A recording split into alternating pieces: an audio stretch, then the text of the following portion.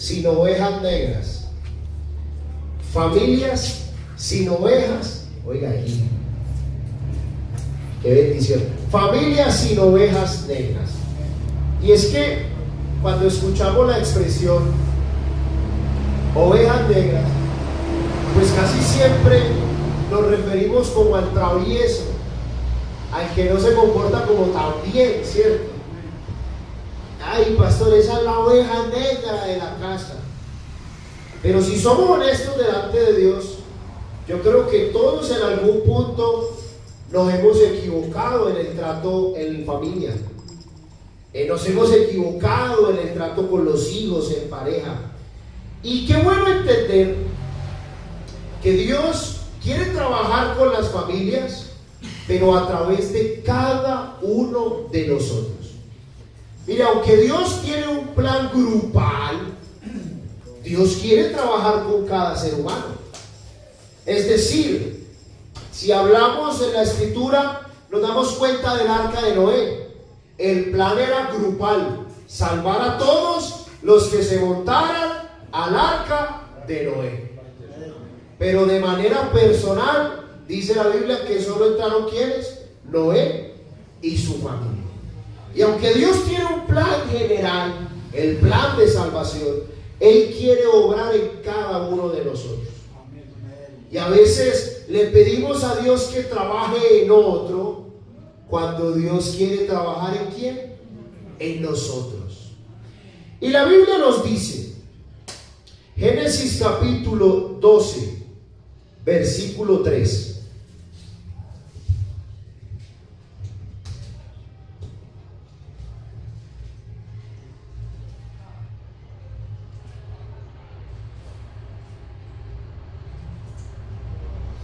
Ahí estamos, amén. Ahí lo tenemos en las pantallas. Algunos están abriendo sus Biblias, tomando notas. Génesis capítulo 12, versículo 3. Vamos a leer todo junto la palabra del Señor. Allí sentaditos, vamos a leer. Dice así la palabra del Señor: bendeciré a los que te bendijeren, y a los que te maldijeren, maldeciré, y serán benditas en ti todas las familias de la tierra. Allí sentadito, incline su rostro, diga: amado Dios, habla por favor a mi vida. Quiero escuchar tu voz. Quiero que trabajes en mí. Trabaja en mí, Señor, en mi interior. Lo que yo tengo que hacer para salvar a mi familia, para que ellos vean en mí tu gloria. Yo quiero ser un reflejo de tu amor y de tu presencia. En el nombre de Jesús. Amén. No solo esta promesa fue para Abraham. Esta promesa Dios la envió ¿para quién? Para todas las familias de la tierra. Que en Él serían benditas todas las familias de la tierra. Y eso se cumple en el Señor Jesús. Porque el linaje de Abraham se cumple a cabalidad en la presencia del Señor Jesús. En el Señor Jesús, la humanidad de Cristo. Y en Cristo son benditas entonces todas las familias de la tierra. Pero hacer parte de una familia significa heredar. Mire, ustedes no conocen a mi papá y no tendrán la oportunidad de conocerlo, ya él falleció. Pero si ustedes lo pudieran ver, yo me parezco mucho a mi papá. ¿Y por qué? Porque le heredé rasgos físicos. Los ojos azules, el cabello rubio, 2 metros de altura. Se lo heredé a mi papá. ¿No me ven así? pero hay cosas que uno le hereda a sus padres, ¿cierto? Es muy extraño que un hijo sea totalmente, que no tenga nada de parecido a los papás, ¿no? Algún rasgo tendrá. Significa heredar. Pero así como heredamos rasgos físicos, también heredamos actitudes, heredamos tratos, heredamos lo que ellos hicieron con nosotros. Por eso, en un hogar en donde no se expresa el amor, usted ve que a los niños, ¿qué les cuesta? Expresar el amor. Por ejemplo, yo les pongo un ejemplo, siempre lo pongo. Yo no me veo al espejo. Por eso ustedes me ven que a veces salgo despeinado. Pastor, y está peinado, pastor, y esa lagaña. No me doy cuenta. Porque en mi casa, mi papá nos decía que verse al espejo más de 30 segundos, eso no era de un hombre. No voy a decir que esté bien o mal, simplemente que lo hacía. Y eso lo va marcando a uno. Y a veces uno sale. Hermano, yo a veces soy tan descuidado. Yo digo, ay, mi esposa es la que me tiene paciencia. Ay, mi amor, ese zapato es verde y el otro es amarillo. Vaya, cámbiese. Oiga, gloria a Dios por las esposas, ¿cierto? Pero heredamos, mire, una familia, uno hereda una cantidad de cosas de sus padres. Usted, mire, heredamos hasta la forma de hablar. ¿Por qué cree que hablamos español? ¿Y por qué cree usted que hablamos en el tono en que hablamos? Yo soy costeño y entonces a veces se me sale el costeño, pero viví en Bogotá y a veces se me sale el rolo, y ahora vivo en Medellín y se me sale el paisa. Porque todo se va, oiga, uno va heredando. Usted va heredando hasta los gustos por la comida. Con todo respeto a los hermanos de Boyacá que nos ven, pero hay una cosa que se llama, es que el cocido boyacense. Ay, hermano, eso es horrible. ¿Cómo pueden comer eso? Pero si le hablamos eso a un hermano que nació en Boyacá, ¿él qué va a decir? Que el cocido boyacense es lo mejor que hay. Porque se heredan los sabores, se aprenden. Nosotros comemos como colombianos, frijoles y acá y sopa. Pero usted se va para Argentina y la gente no le ve sentido a un caldo. Vaya, se almuerza carne con pan. Uy, hermano, muy duro. Y sin arroz, hermano.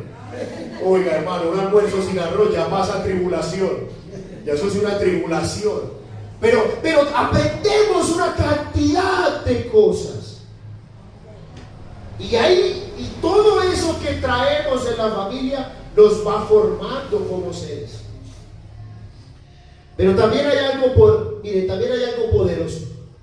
Que no todo lo heredado tiene por qué ser repetido. No porque mi papá trataba así a mi mamá, yo tengo por qué tratar así a mi esposa. Hermano, es que eso fue lo que aprendí en mi casa y está bien. Eso fue lo que te heredaron, pero eso no es lo que puedes, lo que tienes que repetir. Uno puede cambiar lo que se ha hecho mal. Usted lo puede cambiar. Porque en Cristo, mire, por eso el Señor dice, en ti serán benditas todas las familias de la tierra. Porque es que cuando llegamos a Cristo, la historia personal nos cambió. ¿Cuántos aquí cuando llegamos a Cristo no éramos borrachos, incluso algunos mentirosos, violentos? Y llegamos a Cristo y Él nos cambió la vida. Pero no puede ser que llegué a Cristo y seguí haciendo lo que hacían mis padres, que ellos no conocían a Cristo. No puede ser. Pastor, es que así me enseñaron. Así te enseñaron, pero no significa que tú tienes que hacerlo. No significa. Dios nos da la oportunidad de cambiar la historia familiar. Mire, uno no escoge el lugar donde nace. Usted no escoge quiénes van a ser sus padres, pero usted ya escogió al Señor Jesucristo. Y cuando usted escogió este camino, la vida nos cambió por completo. Aplauda el nombre de Jesús.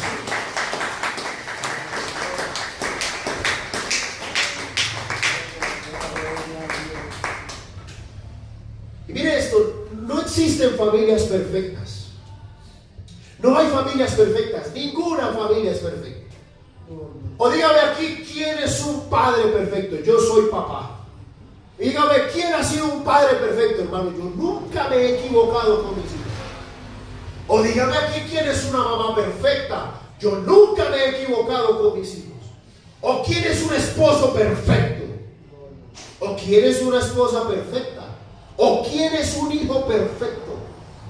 Si ven que no somos perfectos. Y lo lindo es que, aunque no somos familias perfectas, tenemos un Dios que es perfecto. Y eso es maravilloso.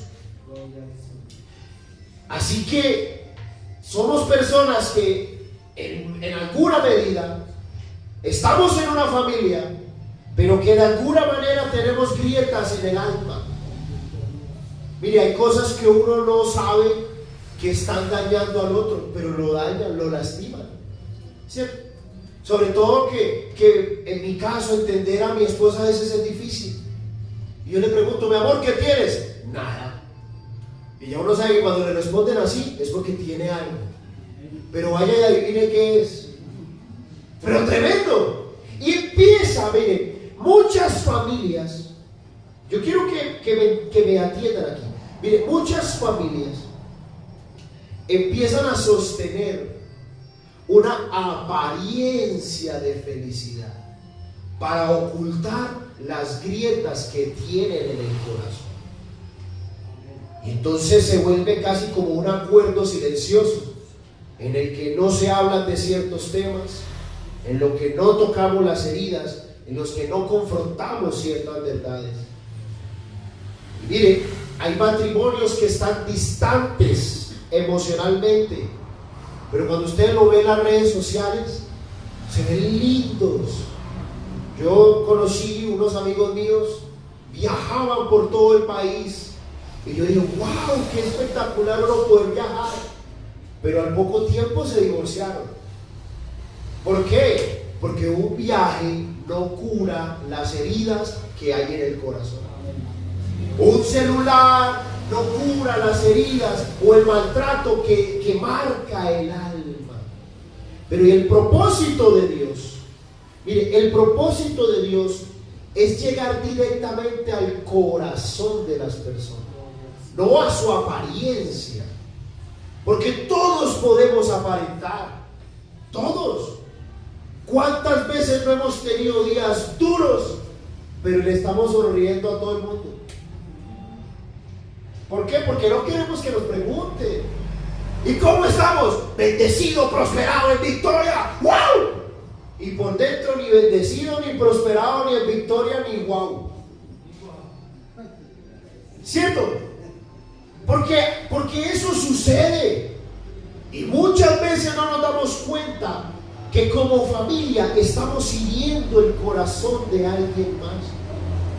Y a veces no entendemos cambios de actitudes o decisiones porque no somos capaces de ver el corazón. Pero Dios nos invita no a aparentar que estamos bien, sino a que Él entre en nuestro corazón, y Él es el único que puede darle un nuevo corazón al hombre. El único que puede dar un nuevo corazón es el Señor Jesucristo. Yo voy a hacer hoy un experimento. Necesito 3 voluntarios, un hombre, una mujer y alguien. Venga, Anderson, usted está pelado, me sirve para el experimento. Yo voy a bajar aquí, voy a bajar. Eso. Un hombre y una mujer. ¿Quién va a venir? ¿Quién quiere venir? Byron. ¿Y quién va? Natalia, venga Natalia. Sí, porque que no sea una familia, porque después dicen que la estoy tirando. Eso es, listo. Vamos a hacer aquí una actuación. Vean. Usted es el hijo. Usted es el hijo. Usted es el esposo. Y usted es la esposa. Ellos no son el esposo de verdad, ¿no? Es para el ejemplo. Entonces, ¿qué vamos a hacer? Ustedes van a mirar hacia allá. Venga para acá. Ustedes le van a dar la espalda a los hermanos. Que ellos no vean, esos son sus corazones, que ellos no vean.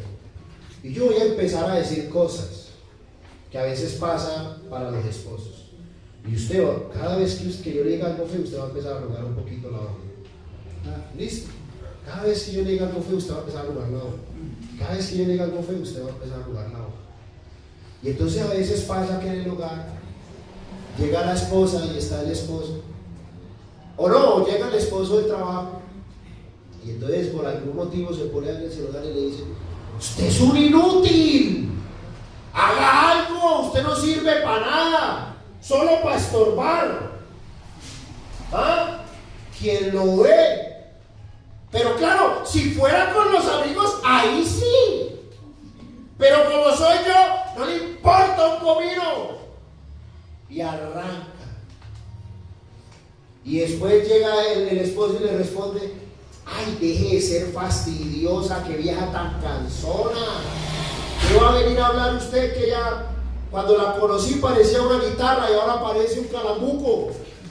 Oiga, parece un tarro de pintura, eso es de 200,000. Ah, qué vieja tan fastidiosa. Y entonces hay problemas de la pareja. Y entonces se descargan con el hijo. Y el hijo llega: ay, papá, imagínese que tengo un problema. Ay, usted es un inútil. Usted no sirve para nada. Qué fastidio, hermano. Oiga, todo lo que hacemos por usted y usted no sirve para nada. Escondan ahora se van a dar la vuelta y van a esconder la hoja, que no la vean ellos. Y van a sonreír. Y les vamos a tomar una foto. Resulta que esta familia se fue de vacaciones para Cancún. Oiga, y en Cancún tomándose fotos felices. Oiga, se ve bonito, ¿cierto? Pero ahora muéstrenles cómo tienen el corazón. Muéstrenle a los hermanos cómo tienen el corazón. Ah, pero mira el corazón como lo tiene. Arrugado, vea, arrugado. Ay, pero pastor, es que les di un viaje. Les diste un viaje, pero les arrugaste el corazón. Ay, pastor, es que a mi hijo le di un celular. Le diste un celular, pero le arrugaste el corazón. Uy, es que a mi esposa, pastor, le di un vestido. Le diste un vestido, pero le arrugaste el corazón. ¿Y qué vale más? ¿Tener plata en el bolsillo o tener un corazón puro? Un corazón limpio. Pero ¿cuántas veces por nuestros actos no terminamos dañando el corazón? Préstame tu hoja, o no la tuya, tú que eres el hijo. Y a veces como padres, no solamente es que le volvemos el corazón así, no, los pisoteamos, no sirve, inútil, qué fastidio. Oiga, y a veces le arrugamos tanto el corazón que ya el hijo no quiere saber nada del papá. No. Ay, hermano, ¿y qué le habrá pasado a mi hijo? ¿Te has preguntado cómo tendrá el corazón hacia ti? Ay, hermano, ¿y por qué el hogar se me está destruyendo? ¿Y cómo tendrán el corazón el uno con el otro? Y por más que uno quiera pedir perdón, traten de alisar las hojitas. Alícelas todas. Él te pidió perdón, yo la voy a perdonar. Alícela todo lo que puedan. Le traigo una plancha a la casa. Sí, alícela todo lo que quieran. Yo le pedí perdón, sí. Yo le pregunto, ¿volvió la hoja a estar igual que como estaba? Pero le pidió perdón. Sí, pero ya hubo una marca.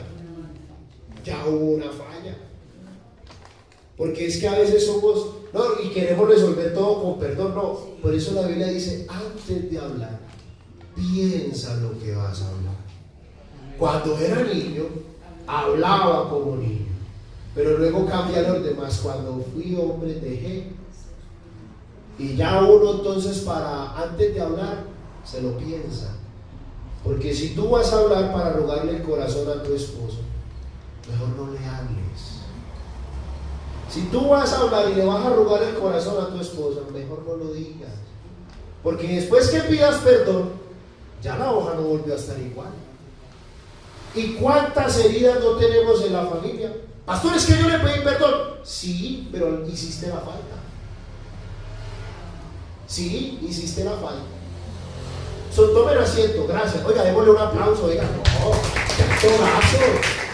Excelente. Esto ya grabamos una serie.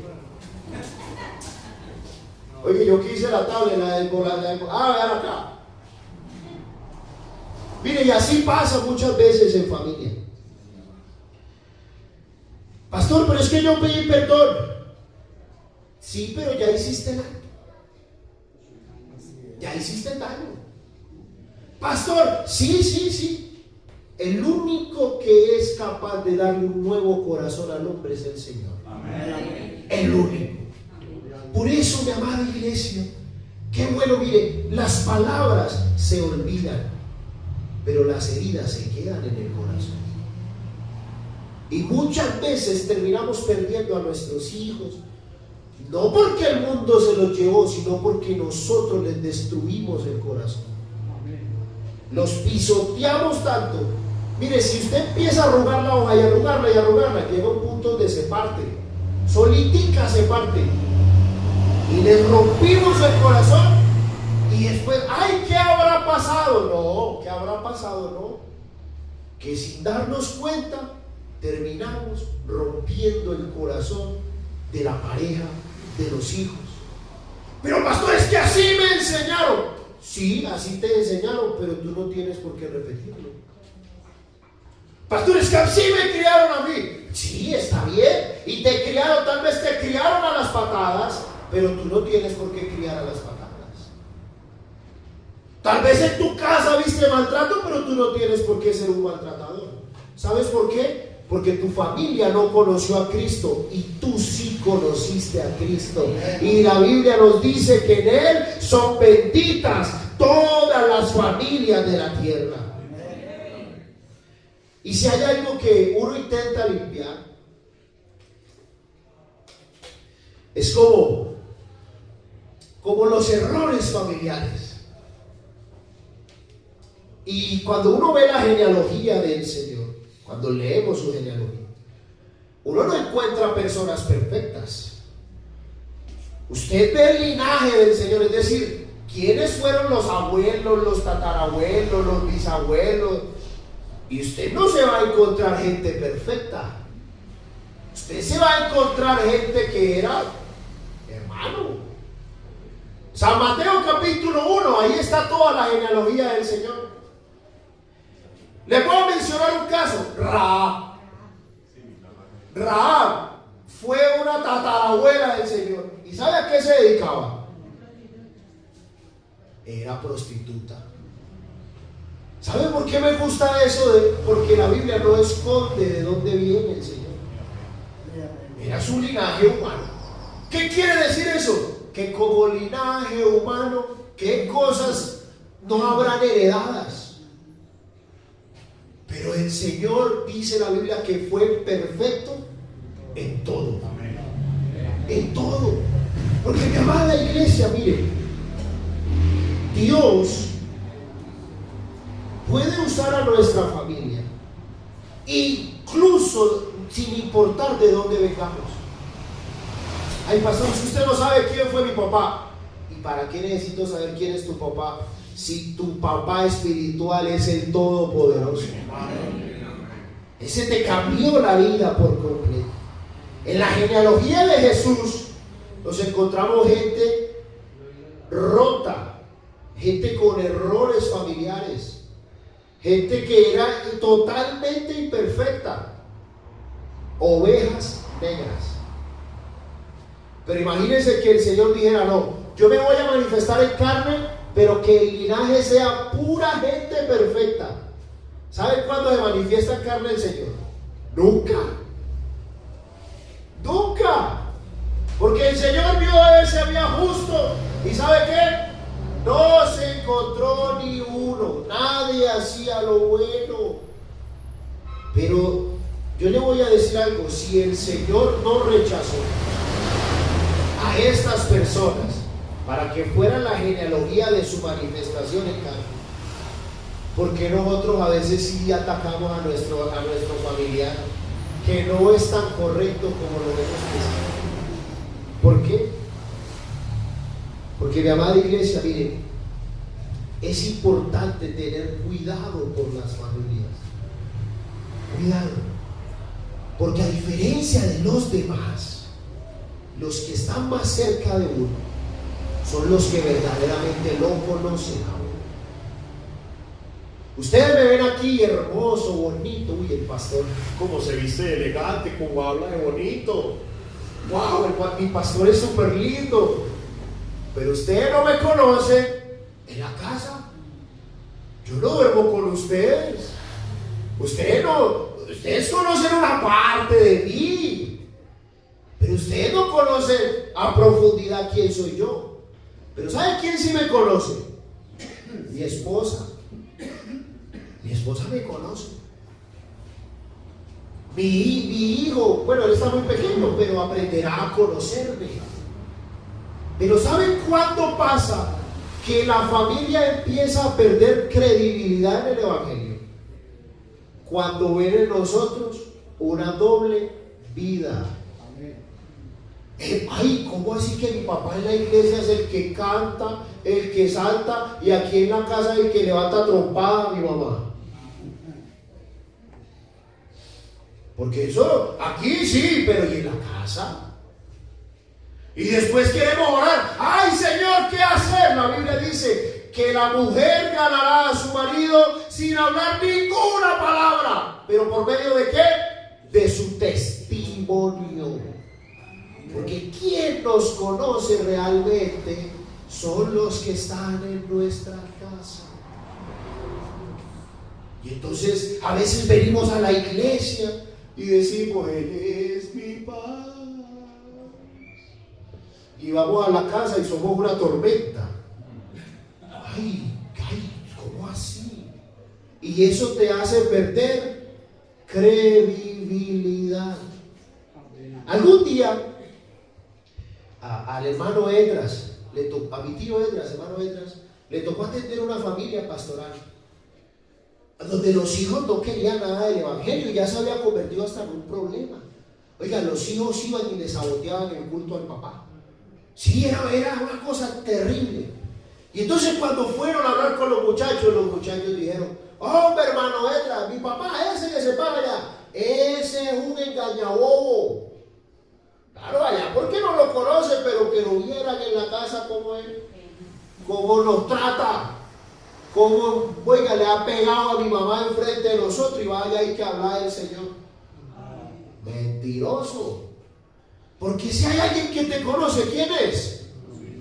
La familia. Hermano, la familia, oiga, tanto lo conoce a uno la familia, que en estos días llamaron a mi mamá haciéndose pasar por mí y supo que no era yo. Porque usaron una palabra que yo no uso. Dijeron Ave María, yo no digo eso nunca, porque yo no soy paisa. Y me van, no, eso no es mi hijo. Porque lo conocen hasta cómo se expresa uno. Mire, lo conocen hasta cómo escribe. Usted coge el celular y mande un WhatsApp a un familiar y se va a dar cuenta de una. No, este no es. Él no escribe así. Él no hace eso. Mire, hasta la forma de cocinar. Uno sabe cuando le cocina a la esposa y sabe cuando le cocina a la mamá. Y uno ve la diferencia de, uy, ve, esta comida se me hace familiar. Claro, los conocemos. Por eso es tan importante el ejercicio que hacíamos ahorita. Cuidar el corazón de ellos. De ellos. Porque mi hermano, si haces el daño, no va a quedar igual. No va a quedar igual. Si yo cojo y reviento aquí este vidrio, plum, pero después cojo con pega y lo pego, queda igual. Pero lo pegué, sí, pero no tenías por qué dañarlo. Y por eso la Biblia nos dice que a las mujeres trátalas como a qué. Pero a veces somos muy toscos en el trato con la mujer. Y entonces, ¡hágale a ver! ¡Hágale a ver! Se asustó. ¡Hágale a ver! Oiga, casi lo acabo aquí a ella. Tú sí me perdonas. Oiga, y nos tratamos de una manera. Y después, ¡ay! ¿Qué habrá pasado? Que quebraste el vaso. Y no quiere decir que el esposo no sea un vaso. Es un vaso. Solo que no es tan frágil. Claro, los hombres emocionalmente somos más fuertes, pero llegamos a un punto donde nos quebramos. Ay, ¿qué le habrá pasado a mi esposo? Le diste tan duro que lo quebraste. Ay, pastor, ¿y qué habrá pasado con mis hijos? Le diste tan duro que los quebraste. Y dígame luego de quebrados, ¿cómo se repone? Y usted, oiga, y a veces uno intenta con pegamento, con terapia, con no. antes de hacer el daño. Por eso la Biblia dice, oiga, cuando el necio se calla, pasa por sabio. Porque hay palabras que para qué decirlas, mejor quedarse callado. Porque a veces cuando nos dejamos llevar por las emociones es cuando terminamos lastimando el corazón de quienes más queremos. Mire, y a veces no sabemos diferenciar los escenarios. A veces con el jefe del trabajo, ay, mi jefe querido, y el jefe te trata como una basura. Pero como va a estar cargado, llegas a la casa a querer descargarte con quien no tienes que descargar. Y la Biblia, mire, la Biblia nos muestra una historia que nos debe llevar a reflexionar. Y esta historia sucedió en la casa de David. Cómo David dañó a su familia por descuidarlo. En el segundo libro de Samuel, el capítulo 13, vemos que un hijito de David, llamado Amnón, violó a una hermanastra que se llamaba Tamar. Se llamaba Tamar. Ahí lo vemos. Resulta que Tamar tenía un hermano. Ellos sí eran hermanos totalmente de padre y madre. ¿Que ese hermano cómo se llamaba? Absalón. Porque nosotros siempre nos han vendido la idea que Absalón fue hermano. Pero yo quiero que usted hoy analice bien lo que pasó en esa casa. Porque a veces se le llama oveja negra al quien no era oveja negra. Resulta que Absalón, al enterarse, se enoja y va y le comenta a su papá, versículo 21, y el rey David oyó todo eso y se enojó mucho. David se enojó. Uy, ¿cómo es posible? Pero ¿sabe qué? Que cogió rabia y no hizo nada. No hizo nada. Entonces, dice la Biblia, un versículo antes, en el 20, que Tamar estaba desconsolada y que su hermano Absalón, y le contó a su hermano Absalón, mire, le dijo su hermano Absalón, Amnón te violó, vamos a cambiarla. Pues calla ahora, hermana mía, tu hermano es, no se angustie tu corazón por esto. Y mire cómo se quedó Tamar. ¿Cómo se quedó? Desconsolada en casa de Absalón, su hermano. Absalón era un buen hermano. Era un buen hermano. Porque mire que siguió el conducto regular. Le contó al papá. Porque nosotros no sabemos la historia de que Absalón mató a Amnón. No, pero espere, contémosla bien. Absalón le contó a David. Pero David no hizo nada. Y entonces, mire, Absalón no fue que reaccionó de inmediatamente, ¿no? Absalón esperó durante 2 años a que su papá hiciera algo. Pero David, dice la Biblia que no hizo nada. Entonces, miren que Absalón era tan bueno que ahí en el versículo 22 dice la Biblia que Absalón no hablaba ni en contra, mas Absalón no habló con Amnón ni malo ni bueno. Fue prudente, ni malo ni bueno. Aunque Absalón lo aborrecía porque había forzado a Tamar su hermana. Mire esto. Él lo odiaba, sí, lo aborrecía, pero no actuó a la ligereza, no, fue prudente. Antes de ir a provocar una tragedia familiar, habló con el papá. Y luego de 2 años, en el versículo 29, entonces vemos que efectivamente Absalón mató a Amnón. Pasaron 2 años, pero el papá no hizo nada. Y yo creo que eso puede pasar hoy, aunque no de esta manera tan trágica. Pero eso puede pasar hoy cuando hay padres que no corrigen a tiempo y luego enfrentan consecuencias terribles. Cuando se ignoran las heridas familiares. ¿Cómo tendría el corazón Tamar? Ahorita se acuerdan del experimento. ¿Cómo una dama que me diga cómo tendría usted el corazón si un hermanastro la viola? Arrugadísimo. ¿Cómo tendría el corazón Absalón? Que usted se entere que a su hermana la violaron. ¿Quiénes tienen hermanas aquí, mujeres? Que tú te enteres que a tu hermana la violaron. ¿Cómo te pondría eso el corazón? Eso sería terrible. ¿Cómo tendría el corazón David? Bueno, estaba herido. Pero David podía hacer algo. ¿Pero sabe qué? No hizo nada. Nada. Porque creyó en esa frase que es que el tiempo todo lo cura. No, eso es mentira. Eso es mentira. Cuando usted se hace una herida, usted se la deja ahí porque el tiempo lo cura. Y si se le infecta, entonces usted la deja ahí que porque el tiempo lo cura todo. Sí, hermano. Si usted no hace nada, ay, hermano.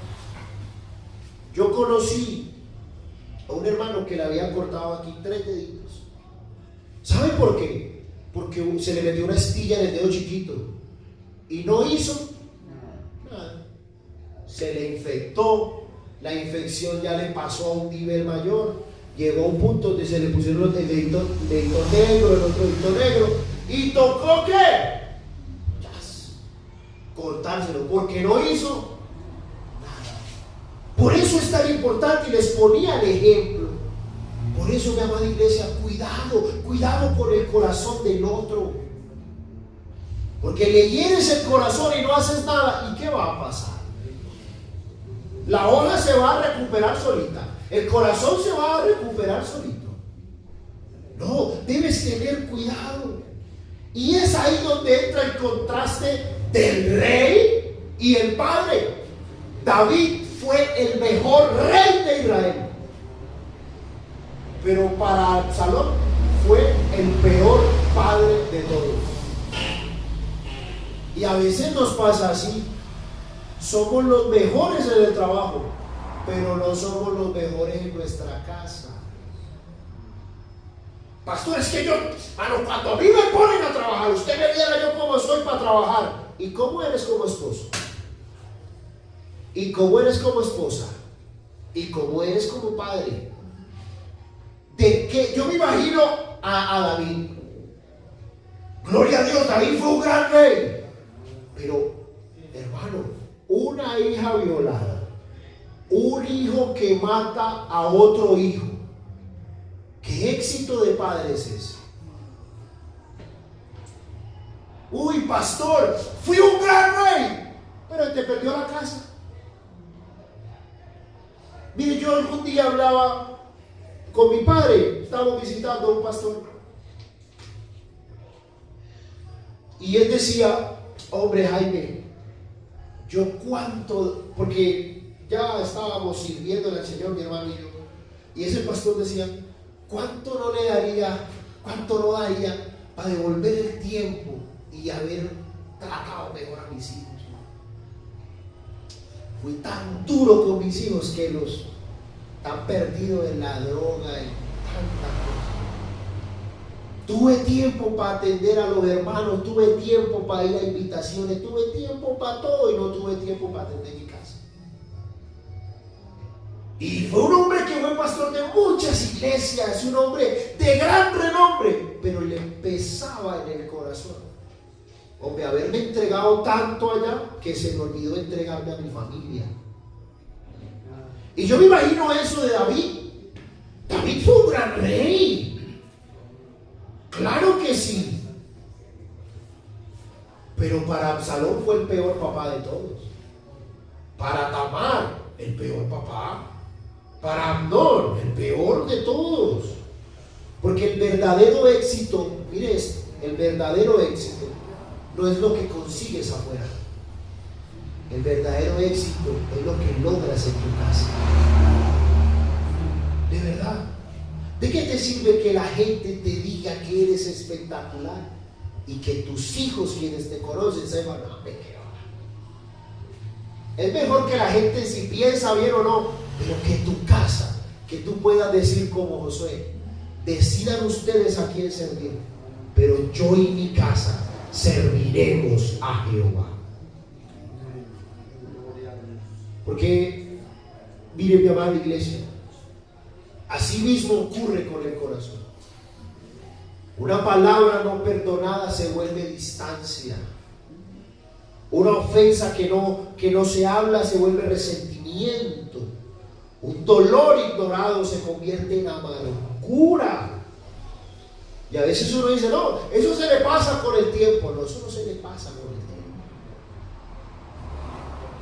Y es momento de que nosotros demos a veces, mira, a veces la mejor manera de tocar el corazón de nuestra familia es que vean en nosotros que realmente estamos arrepentidos. Arrepentidos. Porque nada sirve, mi amada iglesia, hablar bonito, pero que no se vea el arrepentimiento. De nada. Porque sanar el corazón implica reconocer, implica hablar, implica perdonar, implica restaurar. Y mi amada iglesia, David fue un gran rey, sí. Pero mire la vida de David. Yo quiero que usted lo analice.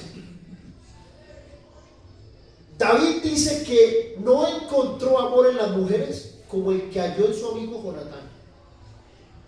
¿Sabe qué quiere decir eso? Que nunca vivió tan pegado, aunque tuvo muchas mujeres, nunca tuvo una esposa.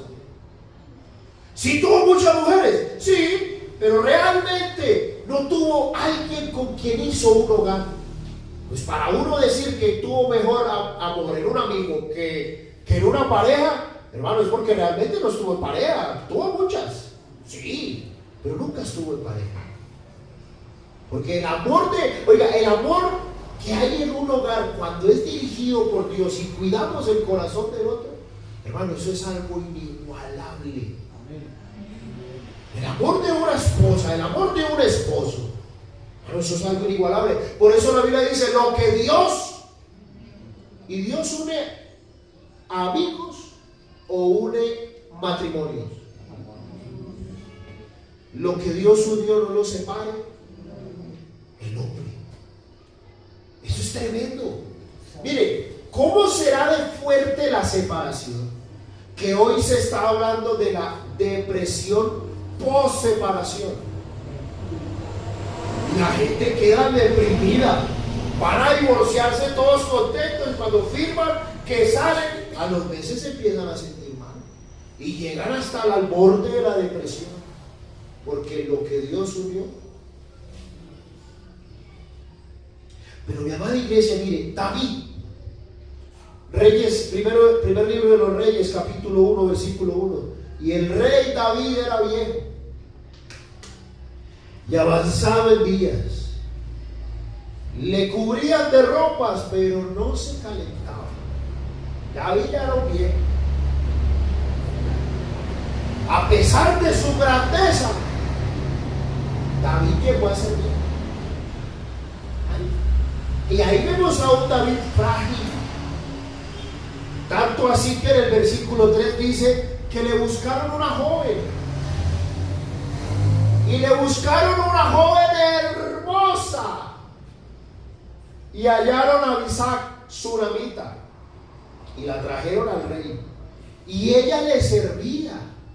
Pero dice la Biblia que el rey, imagínense, David llegó al punto que ni una mujer bonita le llamaba la atención.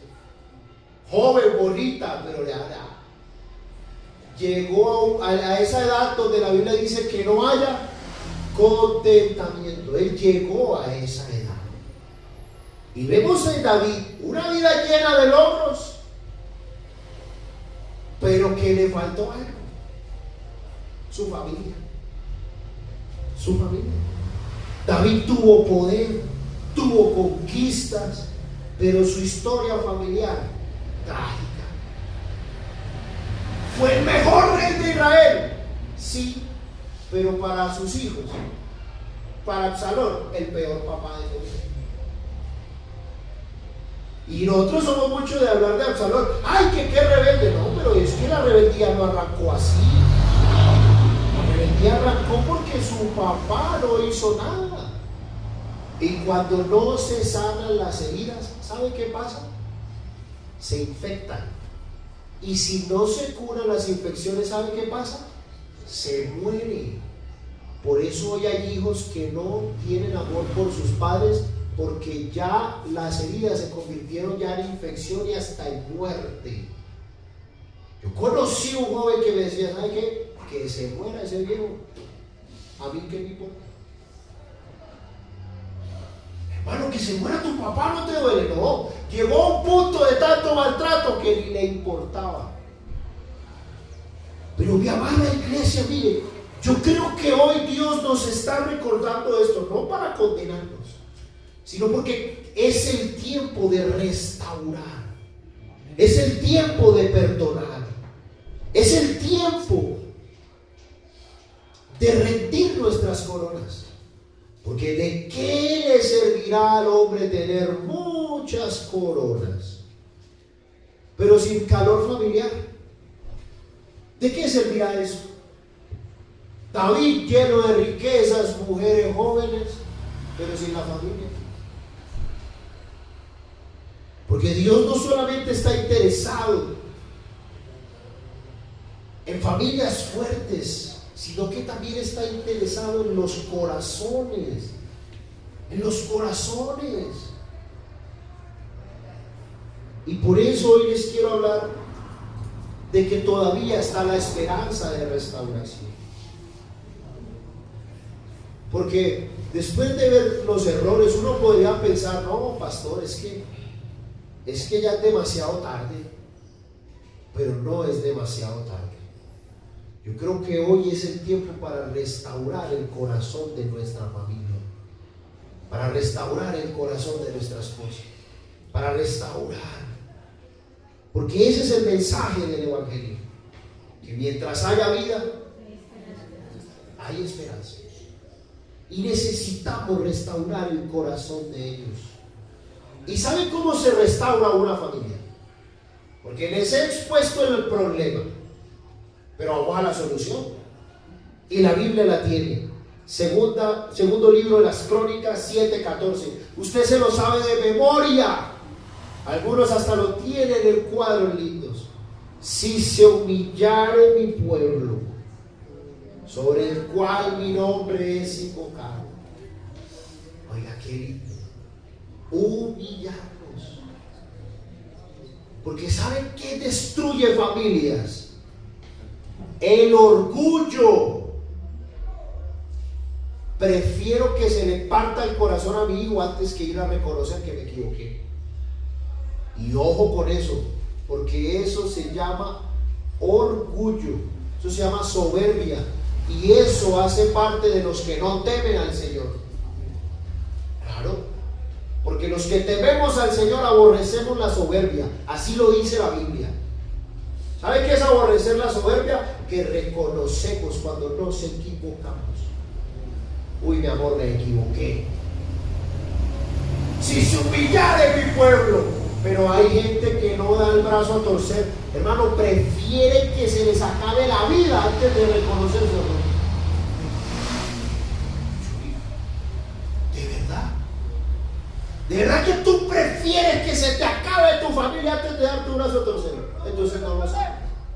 Porque la Biblia nos dice que Cristo, siendo Dios, no escatimó el ser igual a Dios como cosa que aferrarse, sino que se despojó a sí mismo y se humilló, siendo fiel hasta la muerte. Si Cristo se humilló por ti, ¿por qué no humillarte tú por tu familia? Pero a veces, mi amada iglesia, mire, tenemos tantas situaciones en la familia porque no damos el brazo a torcer. Pastor, es que yo tengo la razón. ¿Y usted cree que Dios no tenía la razón para condenarnos a todos de entrada? ¿Por qué no? Por cuanto todos pecaron, ya los voy a condenar a todos.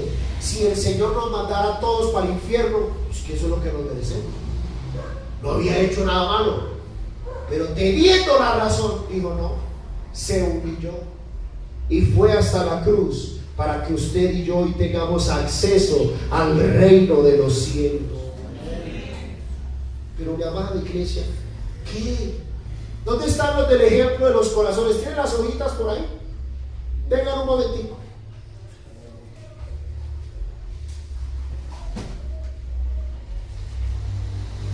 Vengan un momentico, ya aquí, con esta acabamos. Oiga, se fue el tiempo rápido. Mira Anderson como tiene el corazón, muéstralo Anderson.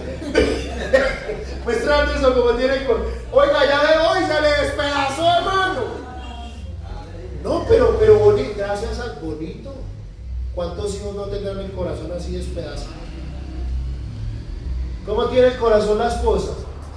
Vea, arrugado. ¿Cómo tiene el corazón el esposo? Arrugado. ¿Y cómo hacemos para que la familia otra vez vuelva a florecer? Si se humillara en el pueblo, sobre el cual mi nombre es invocado. Mire, hay familias que han invocado el nombre de Jesús y están destrozadas. ¿Por qué? Porque no se humillan. Pero si se humillan, el esposo reconoce el error. Ay, mi amor, perdóname por decirte que parecías un calamuco de pintura. Ay, mi hijo, perdóname, me equivoqué. Oiga, eso empieza a restaurar, ¿cierto? Esto es restaurar. Haz lo que estaba haciendo. Eso empieza a restaurar el corazón. Pero mire lo que dice: y se convirtieron de sus malos caminos. Entonces ya no vuelvo a cometer el mismo error. Claro, si ya le arrugué el corazón una vez, no voy a volver a hacerlo. No, porque me he convertido de mi mal accionar. Yo les oiré desde los cielos, perdonaré sus pecados. ¿Y qué? Y sanaré su tierra.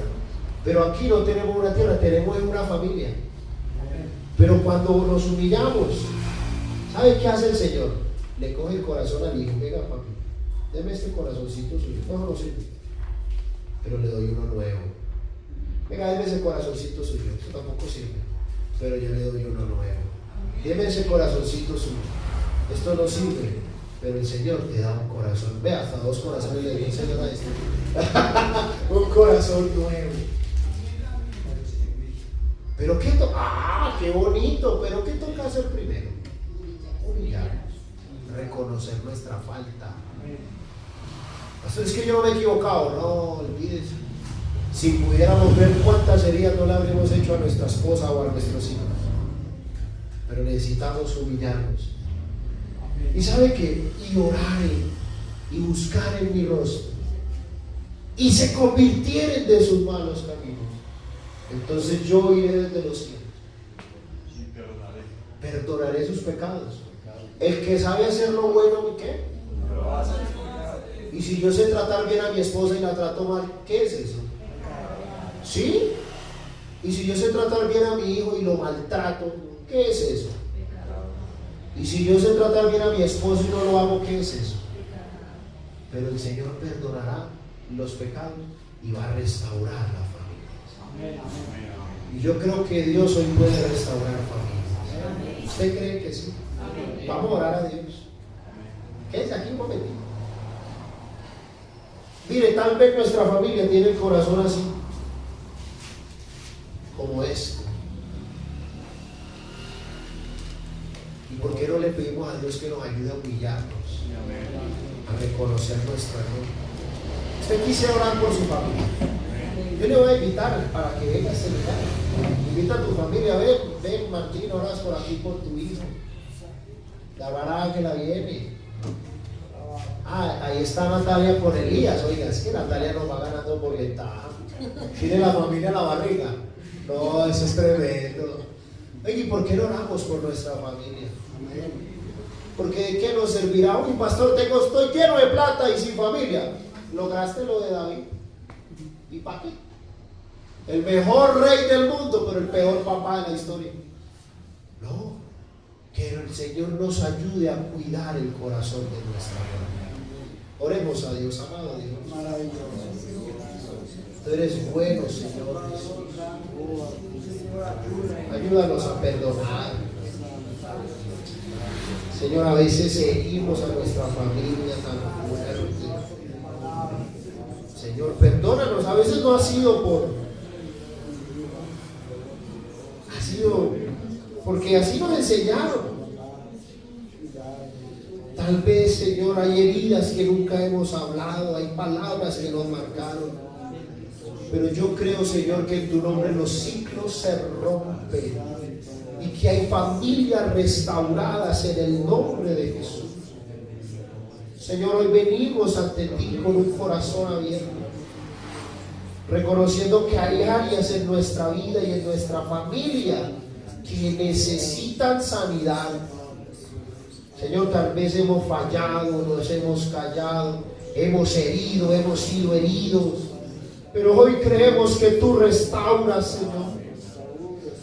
Hoy renunciamos a la ira, al silencio, al orgullo, a la dureza. No, hoy nos humillamos ante ti, Señor, y buscamos tu rostro.